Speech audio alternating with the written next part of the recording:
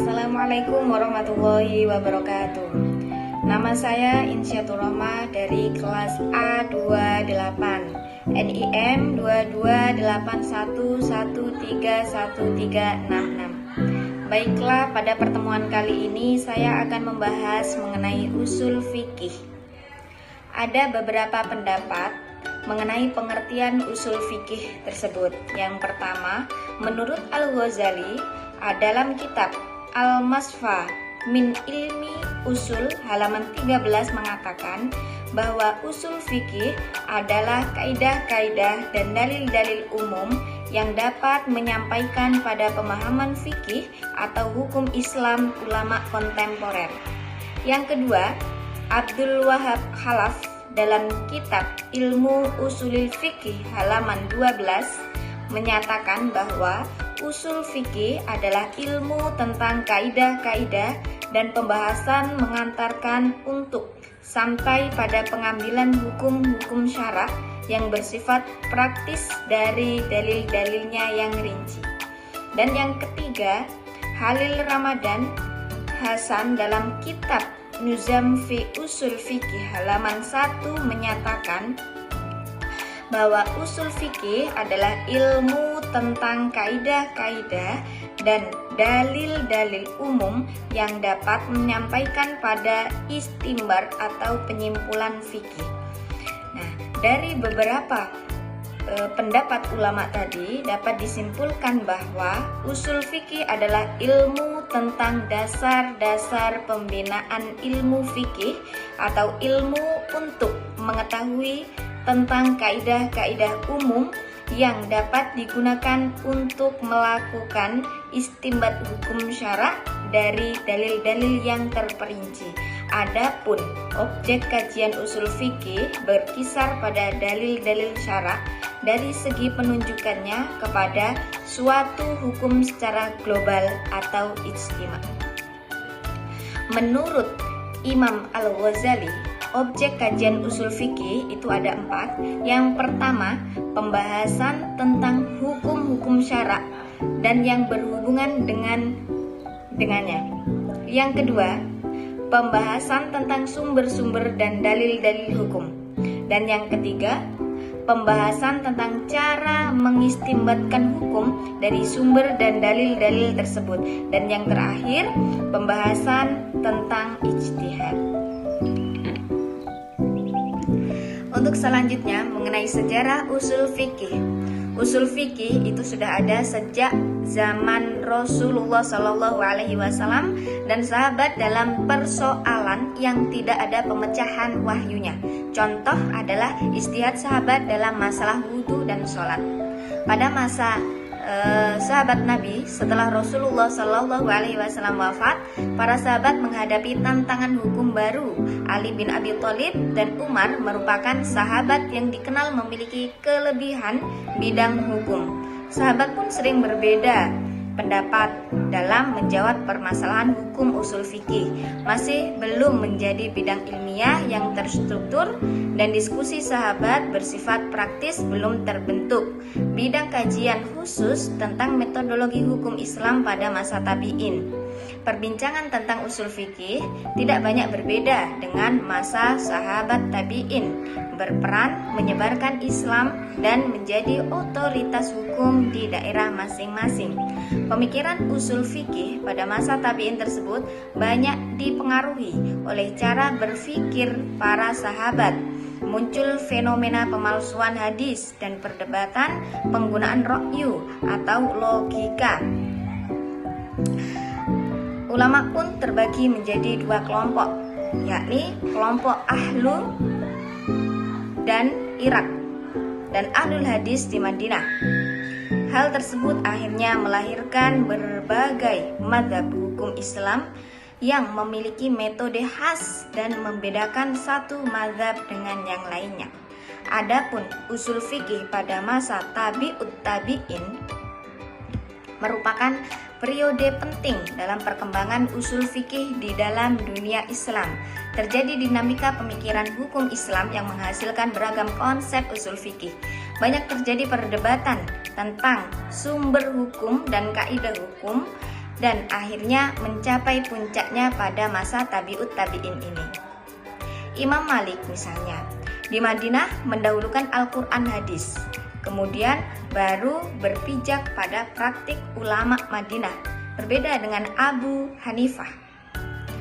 Abu Hanifah di Baghdad yang menetapkan sumber-sumber hukum Islam secara hierarkis, yaitu Al-Quran, As-Sunnah, Fat Sahabat, dan Istihsan, maka pada masa itu terjadi banyak perdebatan dalam penggunaan ra'yu yang berlebihan di kalangan ulama Irak. Imam Malik dan Imam Abu Hanifah tetap menggunakan Al-Quran dan hadis sebagai bagian sumber utama hukum Islam. Imam Malik pun akhirnya menyusun kitab hadis pertama yang dikenal dengan sebutan Al-Muwatta sebagai dasar pemecahan masalah hukum. Adapun Imam Syafi'i muncul menggunakan Al-Quran, Sunnah, Ijma, dan Qiyas sebagai sumber hukum utama. Kitab Ar-Risalah pun menjadi tonggak perkembangan usul fikih. Dan untuk selanjutnya mengenai hukum menurut ulama usul fikih dan ulama fikih atau fuqaha. Menurut ulama usul adalah khitab atau perintah Allah yang melibatkan berbagai jenis instruksi seperti perintah, larangan, anjuran, pemilihan, dan penetapan yang berlaku untuk individu yang memiliki kewajiban dalam Islam, yaitu orang-orang mukallaf. Contoh seperti perintah Allah, kerjakanlah sholat, atau larangannya, janganlah kamu memakan harta orang lain secara batil. Ataupun hukum menurut ulama fikih atau fuqaha adalah sifat yang merupakan pengaruh atau akibat yang timbul dari titah Allah terhadap orang-orang mukallaf. Dengan kata lain, hukum menurut ulama fikih adalah dampak atau akibat dari khitab Allah pada setiap perbuatan mukallaf seperti wajib, haram, dan mubah. Contohnya adalah wajibnya sholat sebagai pengaruh dari titah Allah yang menyuruh sholat, atau haramnya memakan harta orang secara batil sebagai akibat dari larangan Allah memakan harta orang secara batil. Sedangkan hukum taklifi dan wad'i menurut ulama usul fikih. Yang pertama mengenai hukum taklifi.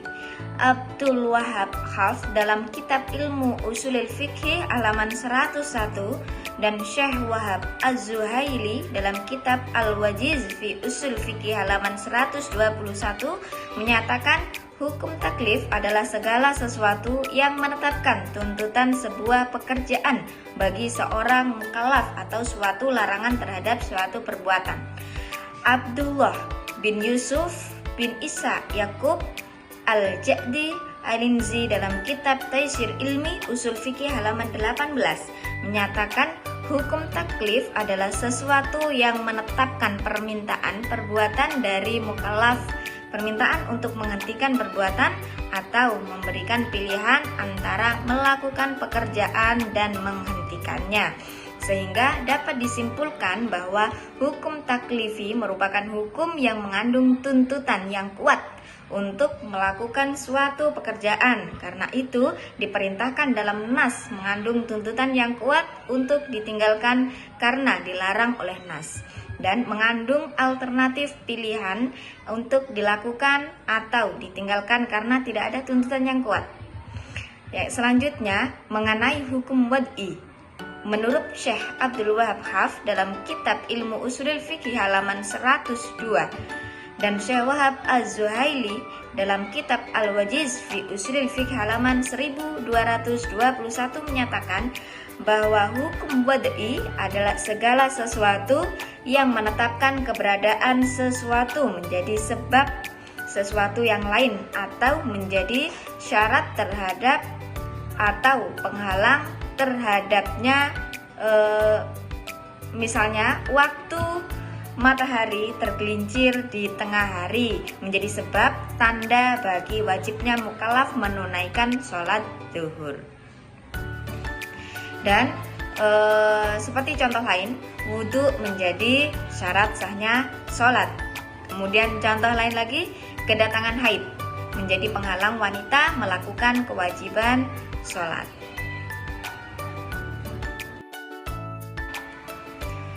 Kemudian kedudukan Al-Quran dan hadis sebagai sumber hukum dalam Islam. Al-Quran itu merupakan sumber hukum pertama dan utama dalam syariat Islam. Artinya Al-Quran menduduki posisi yang pertama dalam pengambilan dalil dari suatu kasus yang terjadi dan harus didahulukan dari dalil-dalil yang lain. Jika di dalam Al-Quran tersebut secara langsung tidak ditemukan ketentuan hukum, maka wajib mengikuti sumber hukum yang kedua, yaitu sunnah Rasulullah. Kaum muslimin berkewajiban mengikuti hukum-hukum yang terdapat dalam as-sunnah sebagaimana hukum-hukum yang terdapat dalam Al-Quran. Dan sekian pembahasan kita dalam pertemuan kali ini, semoga bermanfaat. Kurang lebihnya mohon maaf.